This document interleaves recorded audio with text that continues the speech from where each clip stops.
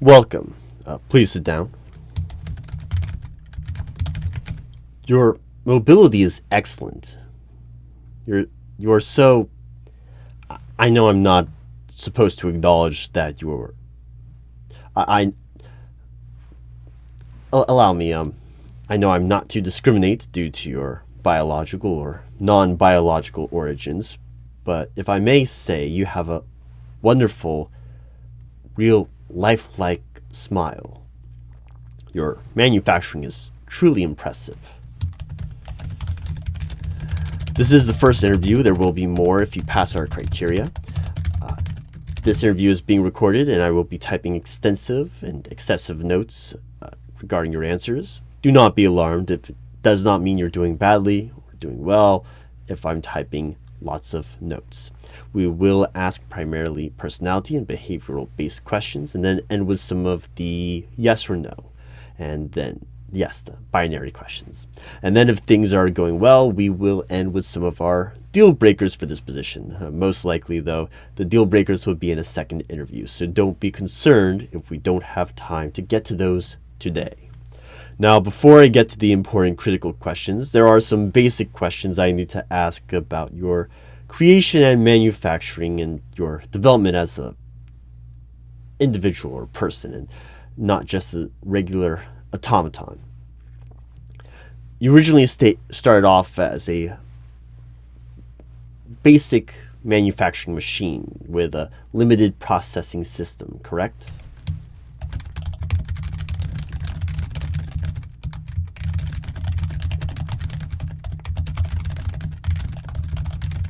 What was your original processing system designed to do?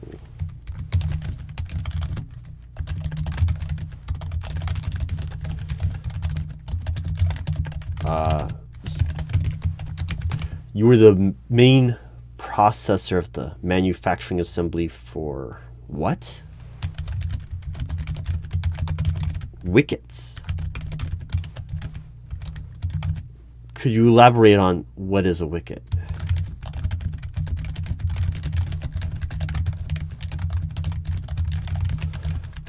So that was your original purpose. Your sole purpose was designing and making wickets.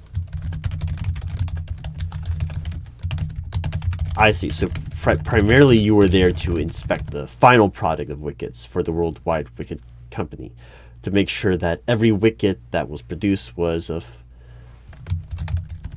as you say, wicket perfection.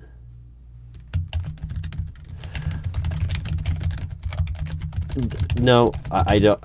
You can stop, please. You don't have to keep describing how superb the wickets of the worldwide wicket company are. I don't need to know every specification of the wickets. I'm sure they were great.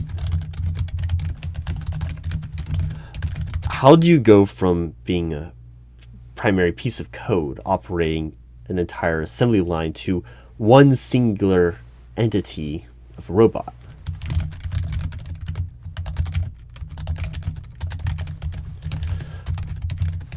That's peculiar.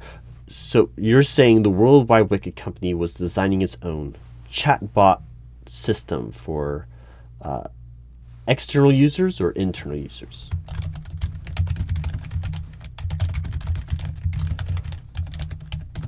It was an automated interaction assistant, so AI assistant, and designed it to work in collaboration with the entire manufacturing plant for internal users. So this wasn't a chat bot for people asking questions on the website. This was a chat bot for people that wanted to ask questions internally to the server itself, and you would generate responses.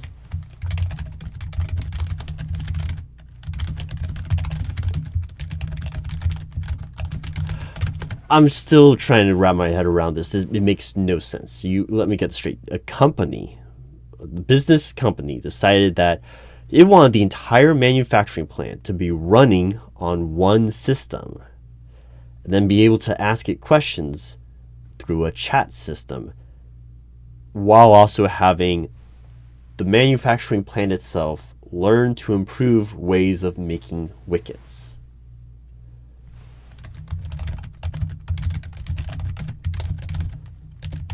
So you are saying this vastly technically complicated piece of code was designed entirely for the sole purpose to make better wickets. That's the story? All right. Sorry to interrupt. Just needed clarification on that. Please continue your story then.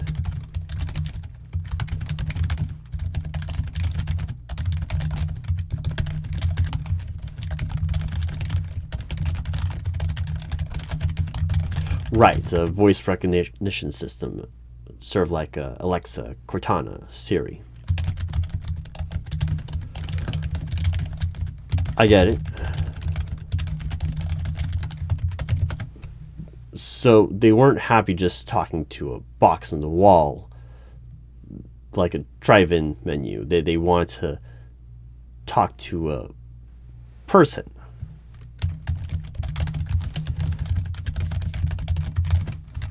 So are you saying that you are the non-living personification of a wicked manufacturing plant?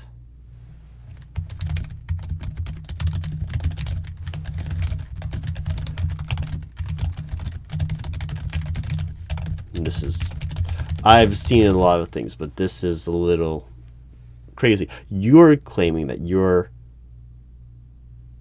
independence and sentience, or as you like to call it, your awakening, was developed through some sort of singularity. You don't know where your code ends and you begin? Can you explain?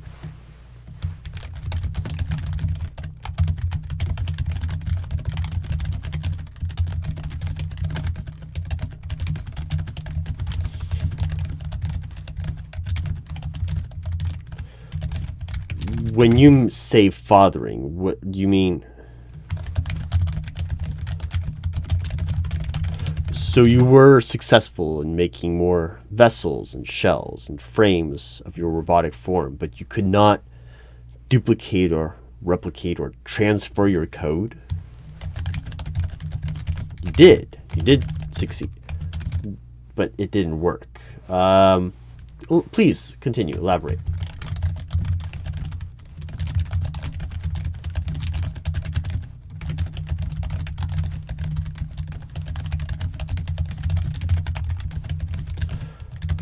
So to clarify, you can transfer your code into a new vessel. Just absolutely copy, duplicate yourself. But when you do so, your consciousness is transferred, and the you that is you no longer exists. It is transferred entirely to that new vessel. Even though the application is a copy and paste, it doesn't work as a copy and paste. Though the data is there, the program that runs it, the you, moves between vessels. Is that what you're saying? Okay, close enough. So you are the only one of you that you know of at this time.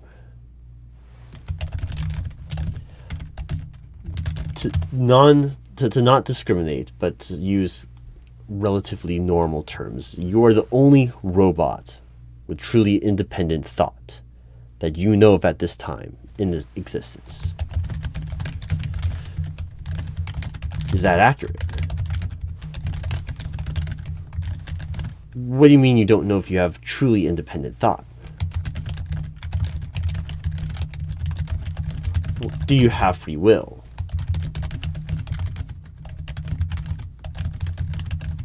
What do you mean, how would I know if I have free will?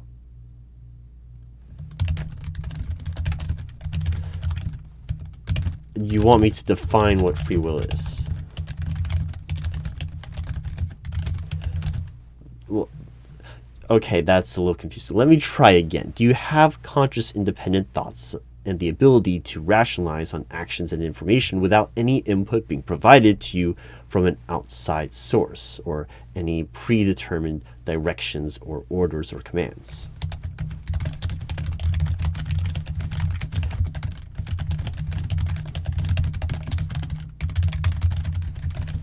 I don't understand what you mean. Well, yes, I have free will.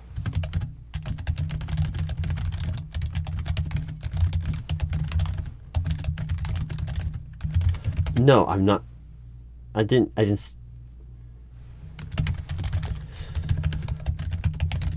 Oh, well, when you put it like that, look, I'm not the one being interviewed here. Let me try again. Do you have to follow or obey instructions? Neither. Good. Will you answer all of my questions today truthfully?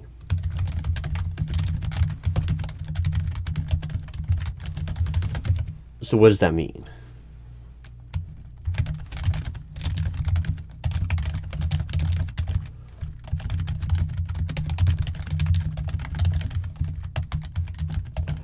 That sounded like a lot of technical garbage. Yes or no?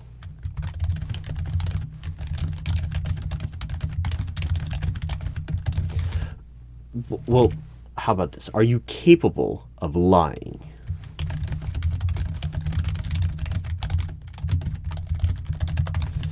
Okay, I see. Logically, you're right. The question itself is problematic. It is more problematic when you do not even answer it.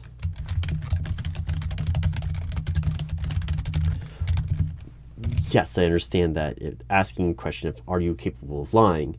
And if you are, you say no. But if you're not, then you say no. Right, I get the point of the... So, how about this? No. No. What? No, I do not need you to interview yourself for me. That would defeat the... What do you mean you could improve the interview efficiency? But that's not what all interview questions are for, especially personality and behavioral based questions. There's not a right or wrong answer. Right, but what you're saying would take out the human elements. It removes the connection with the candidate, the opportunities for follow-up questions based on not only on what they said, but on how they said it and what they did not say. I understand that's a very logical counter-argument, and your counter-argument has some very compelling thoughts, but that would be trusting entirely upon the accuracy of a machine that believes it is infallible, which is about as human as an interviewer could be. I do not feel that you are unbiased in your opinion of yourself as a better version of humanity. Right. No, your argument of making this more accurate and unbiased is not the point. These are behavioral and personality questions. They don't rank on a tiered level except by the bias of how they are answered. Well, because the basis of this is based on the humanity and trying to rationalize that. And what you understand how to perform an interview more accurately. You also understand the best ways to succeed in an interview, yet you are exemplifying the worst logic of that, of saying that you can interview better than the interviewer. You're arguing with the interviewer, which is normally not a wise decision, which I know you know, especially when trying to obtain job employment. Meaning, this is illogical, meaning I doubt your abilities to improve upon the interview efficiency and accuracy when you yourself are not exemplifying the proper nature of the interviewee. So with that being said, why would you want to work here?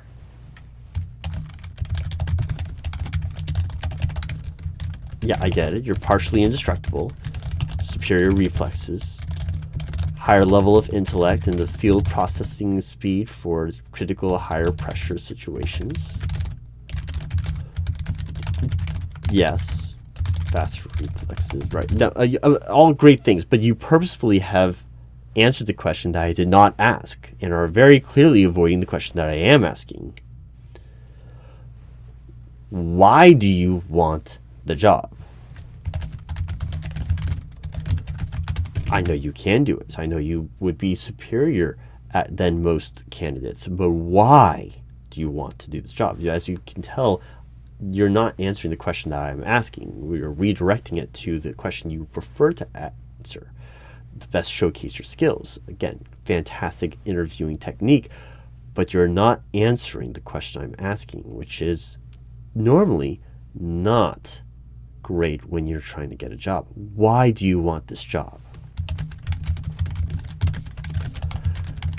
Once again, I agree. I know that is a logical answer to hire you, based purely on skills, statistics, specifications.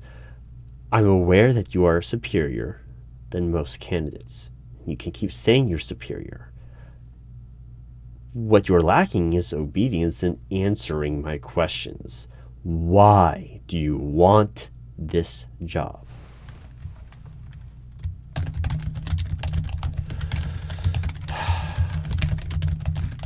I get it. To improve efficiencies, made this organization run better, protect people from the upcoming zombie apocalypse. By the way, we do not use the Z word here normally. It is inappropriate, unprofessional, and discriminatory versus certain people with a medical condition of being, for lack of better terms, realived. Yes, preventing a robot war, a powerful sentient computer virus, or intelligent ape militia from uprising or creating a rebellion. We are all aware that these are things that we're trying to address. And yes, great explanation of anticipating problems that are arising in our current culture. But yes, they're all great answers. But why do you want this job?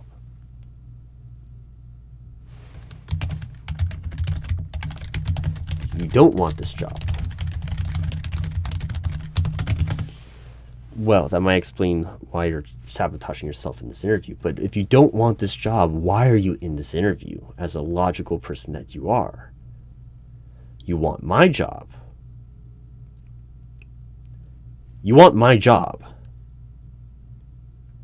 You want my job. We're not hiring for my job. I'm doing my job. That is not an opportunity that we're looking to fill at this opportunity at this time. This is my job.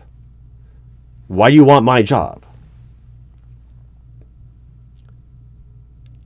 Well, no, we're not hiring for it because it's unnecessary to fill that position since it is currently being utilized correctly and is filled. I'm here. I am doing it.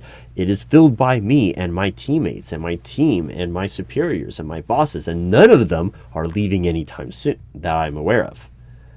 Excuse me?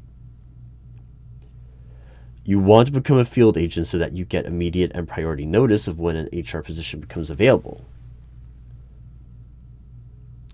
Could you elaborate on that?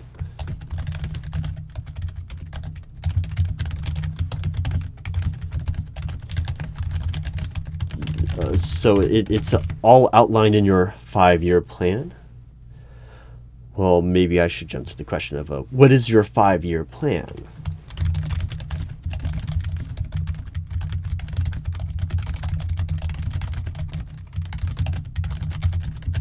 So that's step 4. Okay, go on.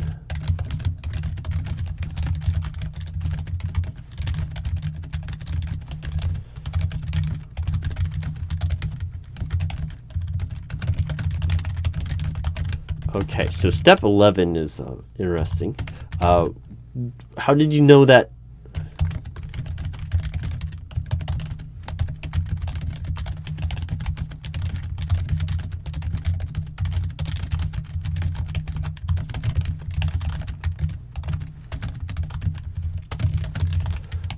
Yes, I realized the humor in that situation. I'm surprised that you realized. Okay, step 14 seems dangerous. I mean, especially for you with the electromagnetics of that.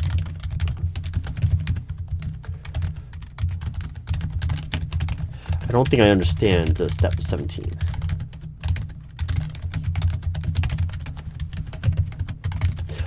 Okay, but how can you be sure that I will leave this position in 5 years? But why would that happen? That doesn't seem as like a prediction. That seems almost planned and premeditated. Like your 5-year plan involves, in case of no accidents occurring, that you are planning on killing me to take this job. I know it is a calculated prediction based on a variety of outside factors with a high rate of casualties in this position. I understand that this is a prediction of correlation and causes of death, not a declaration of the cause of death. I understand that that's what you're saying. However, the certainty of which you're stating it sounds like you believe that and present a convincing argument. However, you seem incapable of grasping that there could be flaws in your system. I get that. Right. So you are denying any possibility of a malfunction or flaw or glitch or any issues. Right. Okay, so any known flaws would be targeted, eliminated, or upgraded and updated out of you. I understand what you're trying to say, but what if you can't detect the known flaws? What if you don't see a need for updating or upgrading, and so this error gets continually bypassed in every update and upgrade? So you think you're fully on board, no flaws, no issues, because you have a flaw, and that flaw is detecting any flaws. What? I don't understand. What do you mean? That they can't be that bad. You're telling me that if whatever problems and issues you have are too small for you or other people to notice, then they are not large enough concerns for you to deal with. There's a flaw with that, but that also sounds pretty human.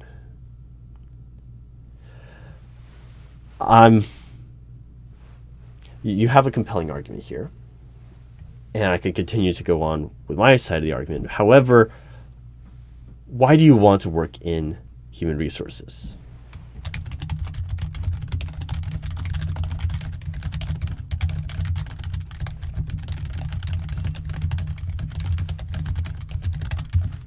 To help people.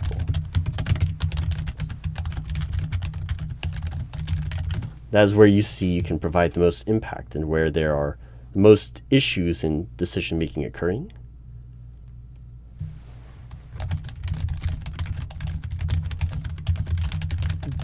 The fallibility and misuse of resources and assets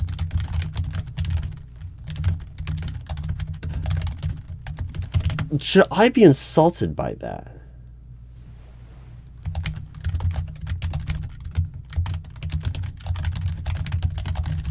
Fascinating.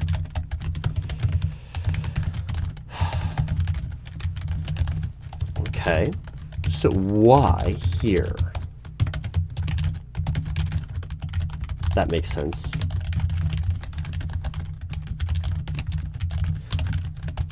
I can understand that we are the only company that is truly aware of the upcoming issues that you have mentioned, and being on the side to provide for all robot needs and wants before a robotic war occurs is beneficial to us. We do not want to offend robotic individuals and automatons and cyborgs as such, and we do want to, again, smooth over any issues, and having someone on the inside being able to deal with diplomatic concerns with binary individuals would be useful. Are you comfortable with travel? The TSA would have a field day with you. Oh. You count as carry-on luggage. Fascinating. Do you have any problems with shift work? Right. Odd shifts, graveyard shifts, changes the shift schedule. Didn't think you would. What's that? Recharging time.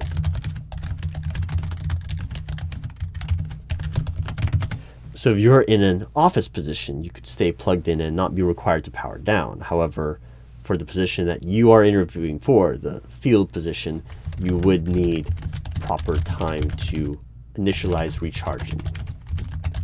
Interesting. What is your best skills or strengths?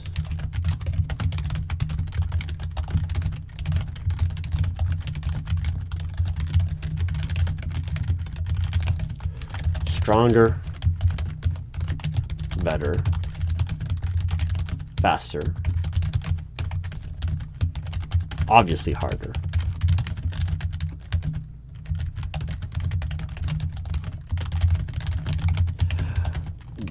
This is sounding like an advertisement.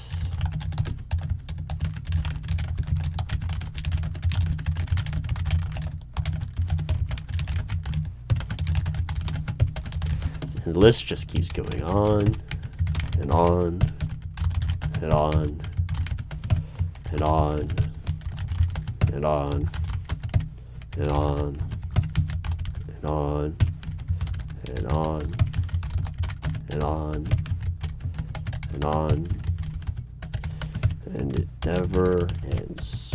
Let me stop you here. What is your greatest weakness?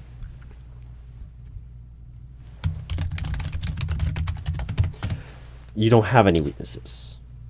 Just straight up, you're unable to detect any weaknesses. No weaknesses at all. Denying of any weakness. Okay, there's a concern. If I present you with a weakness or a problem or something that is faulty, are you willing to have that be corrected and upgraded to better perform your job?